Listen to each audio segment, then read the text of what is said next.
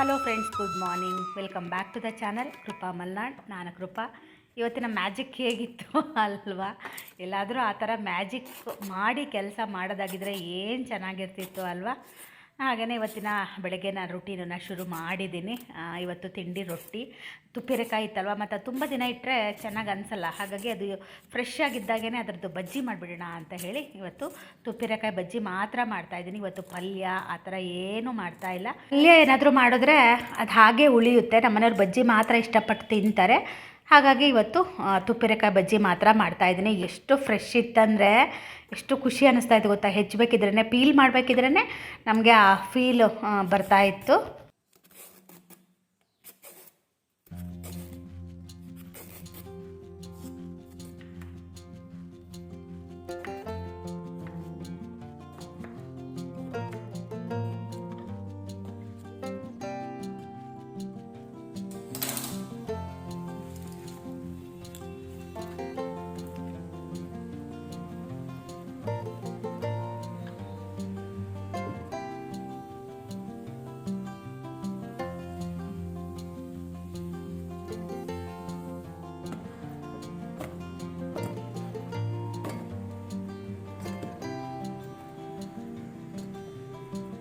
ಬೇಯೋದಕ್ಕೆ ನಾನು ಒಂದು 4 ಹಸಿಮೆಣಸನ್ನ ಹಾಕಿ ಒಂದು ಸಣ್ಣ ಕಪ್ಪಲ್ಲಿ 1 ಕಪ್ಪಷ್ಟು ನೀರನ್ನು ಹಾಕಿ ಇದನ್ನು ಬೇಯೋದಕ್ಕೆ ಇಡ್ತಾಯಿದ್ದೀನಿ.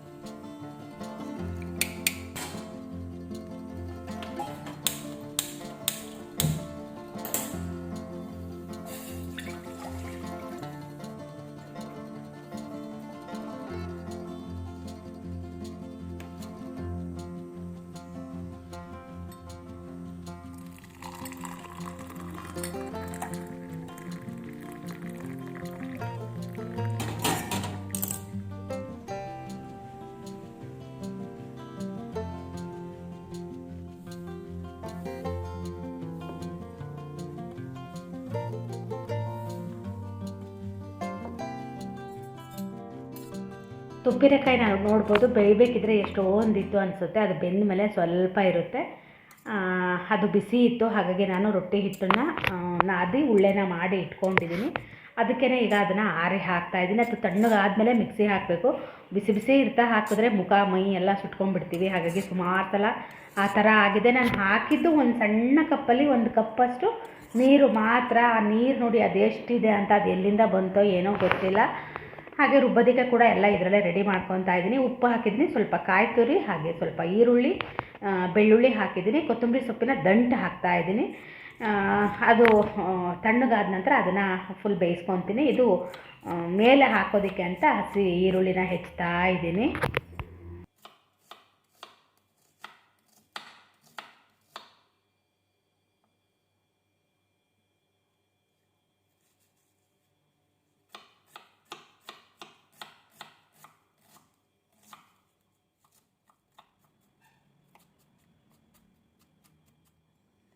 ತುಪ್ಪಿರೆಕಾಯಿ ತಣ್ಣಗಾದಮೇಲೆ ನಾನು ಮಿಕ್ಸಿ ಮಾಡಿದ್ದೀನಿ. ನೋಡ್ಬೋದು ಅಷ್ಟಿತ್ತಲ್ವ, ನೋಡಿ ಇಷ್ಟೇ ಬಜ್ಜಿ ಆಯಿತು.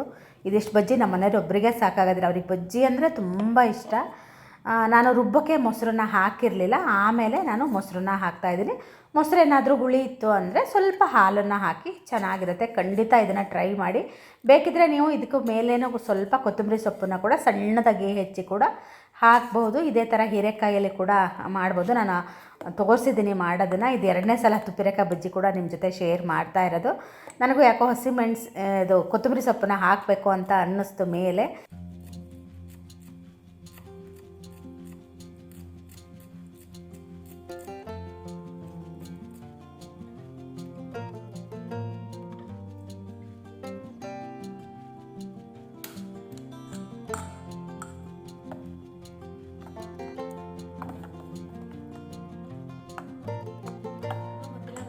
ಮೋಡ ಆಗಿರೋದಕ್ಕೆ ನನಗೂ ಒಂಥರ ಮೂಡೇ ಇಲ್ಲ, ಏನೂ ಮಾಡೋಕ್ಕೆ ಬೇಡ ಥರ ಅನಿಸಿದೆ.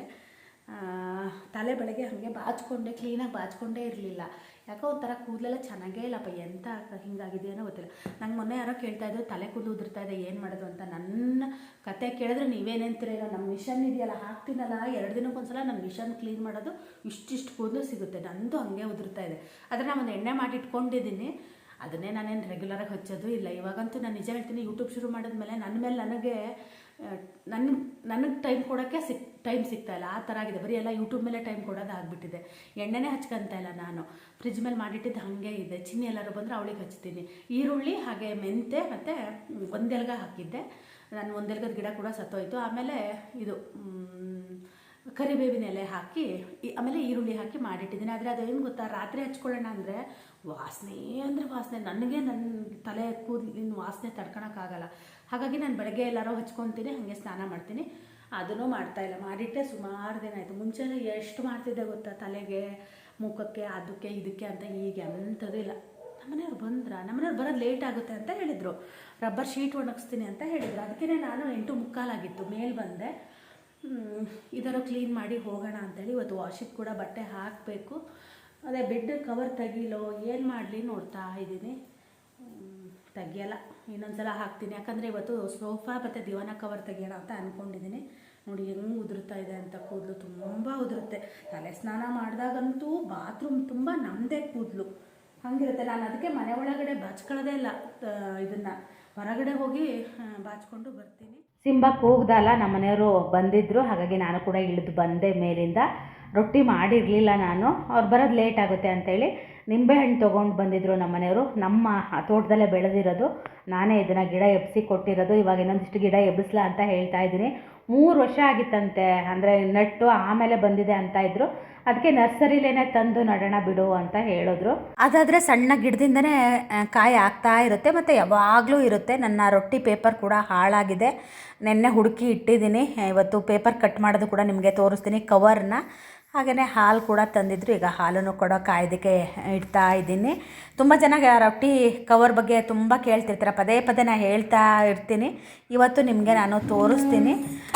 ನಾನು ಇಷ್ಟು ಬೇಗ ಬರ್ತಾರೆ ಅಂದಿದ್ರೆ ರೊಟ್ಟಿನೇ ಮಾಡಿಬಿಡ್ತಿದ್ದೆ. ನಾನು ಮೇಲ್ ಕೂಡ ಕ್ಲೀನ್ ಮಾಡಲಿಲ್ಲ, ಹೋಗಿ ತಲೆ ಬಾಚಿಕೊಂಡೆ. ಅಷ್ಟೊತ್ತಿಗೆ ಅವರು ಬಂದರು, ಹಾಗೆ ಬಂದೆ, ಮತ್ತು ಲೇಟಾಗಿಬಿಡುತ್ತೆ ಅವರಿಗೆ ಅಂತ ಹೇಳಿ.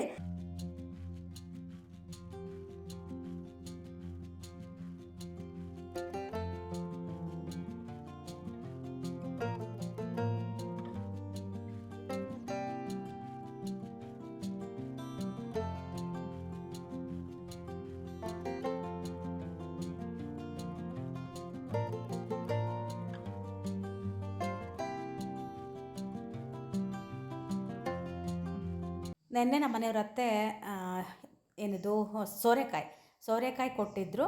ಇವತ್ತು ಇದ್ರದ್ದೇ ಸಾಂಬಾರು ಮಾಡಿ ಇದ್ರದ್ದೇ ಸಾಸಿವೆ ಮಾಡೋಣ ಅಂತ. ತುಂಬ ಅಂದರೆ ತುಂಬ ಎಳೆಯದಿತ್ತು. ಈ ಸಲ ಅಮ್ಮನ ಮನೆಯಲ್ಲೂ ಕೂಡ ಬಿಡ್ತಾ ಇದೆ ಅಂತ ಹೇಳಿದ್ರು. ಆದರೆ ಇದು 2 ಥರದ್ದಿತ್ತು. ಎಷ್ಟು ಎಳೆದಿತ್ತು ಗೊತ್ತಾ, ನೋಡೋಕೆ ಇಷ್ಟು ದೊಡ್ಡ ಇದೆ, ಆದರೆ ತುಂಬ ಎಳೆಯದಿತ್ತು. ಇದ್ರದ್ದೇ ಇವತ್ತು ಸಾಂಬಾರು ಮಾಡ್ತೀನಿ. ಇವತ್ತು ನಮ್ಮ ಮನೆಯವ್ರ ಹತ್ರ ಅದೇ ಹೇಳ್ತಾ ಇದ್ದೆ, 2 ಡೇಸ್ ಸಾಂಬಾರಲ್ಲ 2 ಡೇಸ್ ಆಗಷ್ಟು ಸಾಂಬಾರು ಮಾಡ್ತೀನಿ ಅಂತ. ಯಾಕಂದರೆ ಅದು ಸೋರೆಕಾಯಿ ಕೂಡ ದೊಡ್ಡಕ್ಕಿತ್ತಲ್ವ, ಅದ್ರದ್ದು ಸ್ವಲ್ಪ ಸಾಸಿವೆ ಮಾಡಿ 2 ದಿನಕ್ಕಾಗಷ್ಟು ಸಾಂಬಾರು ಮಾಡ್ತೀನಿ ಅಂತ. ನಾನು ಮತ್ತು ನಮ್ಮ ಮನೆಯವರು ಕ್ಲೀನ್ ಮಾಡ್ತಾ ಇದ್ವಿ ಅಲ್ಲ, ನಮ್ಮ ಸಿಂಬ ಇನ್ನೇನು ಒಳಗೆ ಬರಬೇಕು ಅಂತ ನಿಂತ್ಕೊಂಡು ನೋಡ್ತಾ ಇದ್ದಾನೆ. ನಾನು ಒಂದು ಸಲ ನೆಲ ಒರೆಸಿದ್ದೆ, ಹಾಗಾಗಿ ಜೋರು ಮಾಡಿದ್ದೆ, ಹೊರಗಡೆನೇ ನಿಂತ್ಕೊಂಡಿದ್ದಾನೆ. ಇನ್ನೇನು ಒಳಗೆ ಕಾಲಿಡೋ ಥರ ಇದ್ದ ಅವನು.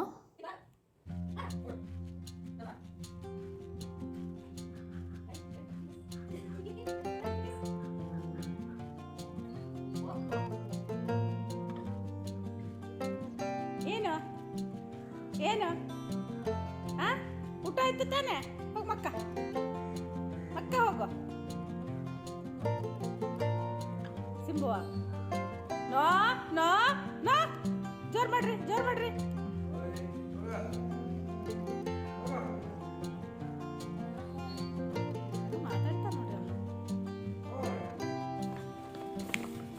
ರೊಟ್ಟಿ ಮಾಡೋದಕ್ಕೆ ಪ್ಲಾಸ್ಟಿಕ್ ಶೀಟು ಈ ಥರ ಇರುತ್ತೆ. ಅದು ತುಂಬ ದಪ್ಪನೂ ಇರಬಾರ್ದು, ತುಂಬ ತೆಳುನೂ ಇರಬಾರ್ದು.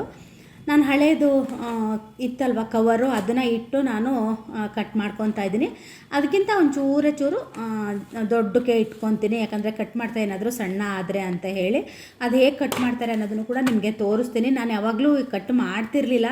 ನಾನು ಯಾವಾಗಲೂ ಊರಿಗೆ ಹೋದಾಗ ಅಮ್ಮನ ಹತ್ರನೇ ಮಾಡಿಸ್ಕೊಂಡು ಬರೋದಾಗಿತ್ತು. ಇವಾಗ ಒಂದು 2 ಸಲದಿಂದ ನಾನೇ ಮಾಡ್ಕೊತಾ ಇದ್ದೀನಿ. ಈ ಥರ 2 ಪೀಸನ್ನು ಮಾಡ್ಕೊತಾ ಇದ್ದೀನಿ. ಯಾಕಂದರೆ ಮುಂಚೆನೇ ಈ ಥರ ಮಾಡ್ಕೋಬೇಕು, ಆಮೇಲೆ ಅದು ಕಟ್ ಆಗಲ್ಲ. ಹಾಗಾಗಿ ಅದನ್ನು ಹೇಗೆ ಮಡಚಬೇಕು ಅನ್ನೋದನ್ನು ಕೂಡ ತೋರಿಸ್ತಾ ಇದ್ದೀನಿ. ಈ ಥರ ಚೌಕಾಕಾರವಾಗಿ ಅದನ್ನು ಮಡಚಿದ್ರೆ ಕಟ್ ಮಾಡಿದ್ರೆ ಅದು ರೌಂಡಾಗಿ ಚೆನ್ನಾಗಿ ಬರುತ್ತೆ. ಅಂದರೆ ನಿಮ್ಮ ರೊಟ್ಟಿ ಮಿಷನ್ ಎಷ್ಟು ಅಳತೆಗಿದೆಯೋ ಆ ಅಳತೆಗೆ ನೀವು ಕಟ್ ಮಾಡ್ಕೊಳ್ಳಿ. ಮುಂಚೆ ಎಲ್ಲ ನಮ್ಮ ಗಣಪತಿ ಹಬ್ಬಕ್ಕೆ ಊರಲ್ಲಿ ಡಿಸೈನ್ ಕಟ್ ಮಾಡ್ತಾಯಿದ್ರು, ಮಂಟಪ ಕಾಣಿಸೋದಕ್ಕೆ ಇದೇ ಥರ ಮಡಚಿ ಮಾಡ್ತಾಯಿದ್ರು. ನಾನು ಯಾವತ್ತೂ ಮಾಡಿರಲಿಲ್ಲ, ಇದೇ ಸೆಕೆಂಡ್ ಟೈಮ್ ನಾನು ಮಾಡ್ತಾ ಇರೋದು. ಹೋದ ಸಲ ಕೂಡ ನಾನೇ ಮಾಡ್ಕೊಂಡಿದ್ದೆ. ಈ ಥರ ಮಡಚಿಬಿಟ್ಟು ಅದನ್ನು ನಿಮಗೆ ಯಾವ ಅಳತೆಗೆ ಬೇಕೋ ಆ ಅಳತೆಗೆ ಕಟ್ ಮಾಡಿದ್ರೆ ಸಹಿ. ನಮ್ಮಮ್ಮ ಏನು ಮಾಡ್ತಾರೆ ಅಂದರೆ ಕತ್ರಿಲಿ ಕಟ್ ಮಾಡೋದಿಲ್ಲ ಅವರು, ಮೆಟ್ಕತ್ತಿ ಇರುತ್ತೆ ಗೊತ್ತಾ, ಅದರಲ್ಲಿನೇ ಒಂದು ಸಲ ಕಟ್ ಮಾಡಿಬಿಡ್ತಾರೆ. ನಾನು ಕೂಡ ಫಸ್ಟು ಕತ್ರಿಲಿ ಕಟ್ ಮಾಡಿದೆ, ಆಮೇಲೆ ಅದು ಸ್ವಲ್ಪ ದೊಡ್ಡ ಆಗಿತ್ತು, ಆಮೇಲೆ ನಾನು ಕೂಡ ಹೋಗಿ ಮೆಟ್ಕತ್ತಿಲಿನೇ ಕಟ್ ಮಾಡಿದೆ. ನೋಡಿ ಈ ಥರ ಕಟ್ ಮಾಡಿದ್ರೆ ನಿಮಗೆ ರೌಂಡ ಶೇಪಲ್ಲಿ ಚೆನ್ನಾಗಿ ಬರುತ್ತೆ. ಮಡಿಕೆ ಮಾಡ್ಕೊಳ್ಳೋದು ಮುಖ್ಯ ಅಷ್ಟೇ.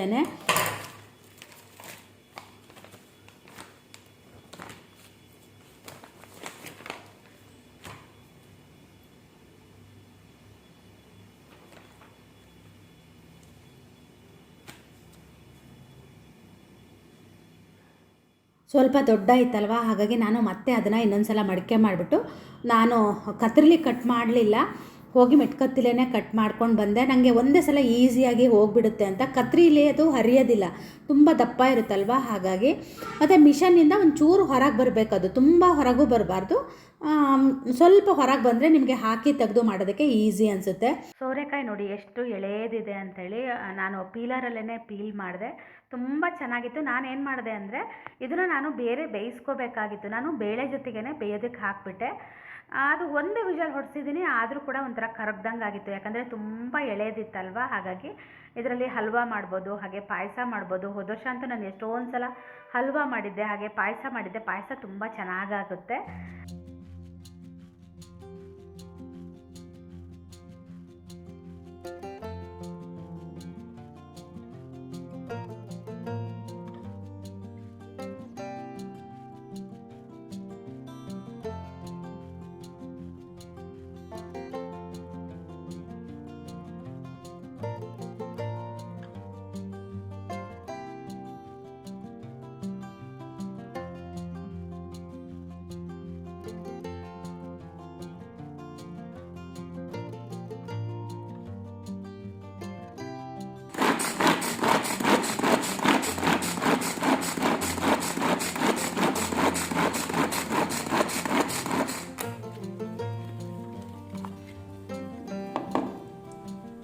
ಇದು ಸೋರೆಕಾಯಿ ಸಾಸಿವೆ ಮಾಡೋದಕ್ಕೆ ನಾನು ಎಣ್ಣೆ ಹಾಕಿ ಸಾಸಿವೆ, ಹಸಿಮೆಣಸು, ಬೆಳ್ಳುಳ್ಳಿ, ಕರಿಬೇವನ್ನ ಮುಂಚೆ ಹಾಕಿ ಆ ನಂತರ ಸೋರೆಕಾಯಿ ಹಾಕಬೇಕು. ನಾನು ಮರೆತು ಫಸ್ಟು ಸೋರೆಕಾಯಿ ಹಾಕ್ದೆಲ್ಲ ಮತ್ತು ಅದನ್ನು ತೆಗೆದು ತೊಳೆದು ಯಾರು ಮಾಡ್ತಾರೆ ಅಂತ ಹಾಗೆ ಮಾಡಿದೆ. ಹಾಗೆ ಮಾಡಿದ್ರು ಕೂಡ ಚೆನ್ನಾಗೇ ಇರುತ್ತೆ, ಆದರೆ ಸಾಸಿವೆ ಥರ ಚಟಪಟ ಅಂದರೆ ಚೆನ್ನಾಗಿರುತ್ತೆ. ಇದು ಉಪ್ಪು ಹಾಕ್ಬಿಟ್ಟು ಚೆನ್ನಾಗಿ ಇದನ್ನು ಫ್ರೈ ಮಾಡಬೇಕು.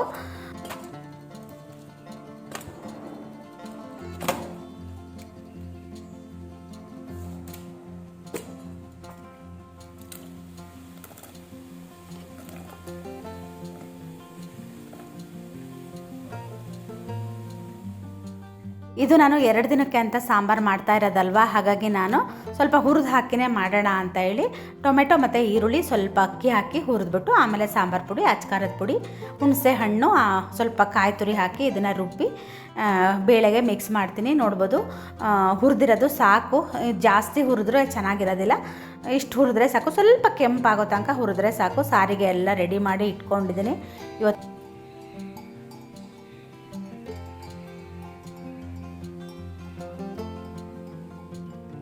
ಸ್ನಾನ ಆಯಿತು, ಹಾಗೆ ಪೂಜೆ ಕೂಡ ಆಯಿತು. ನಾನು ಸ್ನಾನಕ್ಕೆ ಹೋಗೋಳು ಬೇಳೆನ ಬೇಯೋದಕ್ಕೆ ಹಾಕಿ ಹೋಗಿದ್ದೆ. ನೋಡ್ಬೋದು ಎಲ್ಲ ಹೋಳುಗಳು ಒಂಥರ ಕರಗ್ದಂಗೆ ಆಗಿತ್ತು.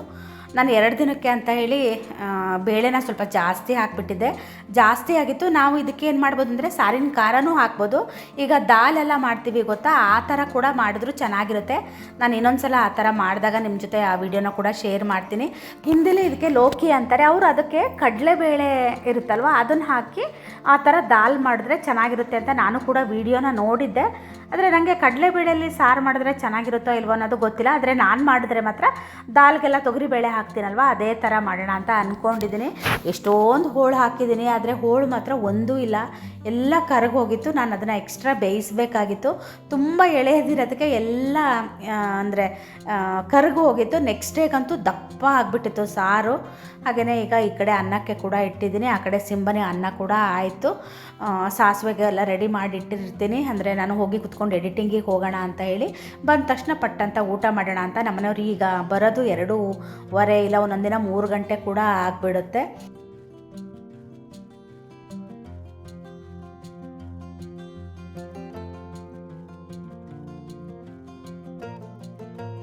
ಹಂಗೆ ಅಂದ್ಕೊಂಡು ನಾನು ಹಪ್ಪಳನ ಸುಡ್ತಾಯಿದ್ದೆ, ಅವ್ರು ಬರೋದು ಲೇಟ್ ಆಗುತ್ತೆ ಅಂತ. ಒಂದು ಆಶ್ಚರ್ಯ ಏನಂದರೆ, ನಾನು ಸಾಸಿವೆನ ಕಲಿಸಿದೆ ಅಲ್ಲ, ಅಷ್ಟೊತ್ತಿಗೆ ನಮ್ಮ ಮನೆಯವರು ಕೂಡ ಬಂದರು. ನಾನು ಹಪ್ಪಳನ ತೆಗೆದಿಟ್ಕೊತಾ ಇದ್ದೆ, ಅಂದರೆ ಅವ್ರು ಬರೋದು ಲೇಟ್ ಆಗುತ್ತಲ್ವ. ನನಗೆ 12 ಗಂಟೆ ಅಷ್ಟೊತ್ತಿಗೆ ಒಂದು ಸ್ವಲ್ಪ ಹಸಿವು ಆಗುತ್ತೆ ಸ್ನಾನ ಎಲ್ಲ ಮಾಡಿದ್ಮೇಲೆ. ಯಾಕಂದರೆ ನಾನು ಒಂದೇ ರೊಟ್ಟಿ ತಿನ್ನೋದ್ರಿಂದ ನಂಗೆ ಹಸಿವು ಆಗುತ್ತೆ. ಹಪ್ಪಳ ನಾನು ಸುಡ್ತಾ ಇದ್ದೆ, ಅಷ್ಟೊತ್ತಿಗೆ ಅವರು ಕೂಡ ಬಂದರು. ಇಲ್ಲ ಇವತ್ತು ಯಾಕೋ ನನಗೂ ಮನೆಗೆ ಬೇಗ ಬರಬೇಕು ಅಂತ ಅನ್ನಿಸ್ತು, ಅದಕ್ಕೆ ಬಂದೆ ಅಂತ ಹೇಳಿದ್ರು. ನಾನು ಅಂದ್ಕೊಂಡೇ ಇರಲಿಲ್ಲ, ನಂಗೆ ಶಾಕ್ ಆದಂಗೆ ಆಯಿತು ಇವ್ರು ಬಂದಿದ್ದು ನೋಡಿ.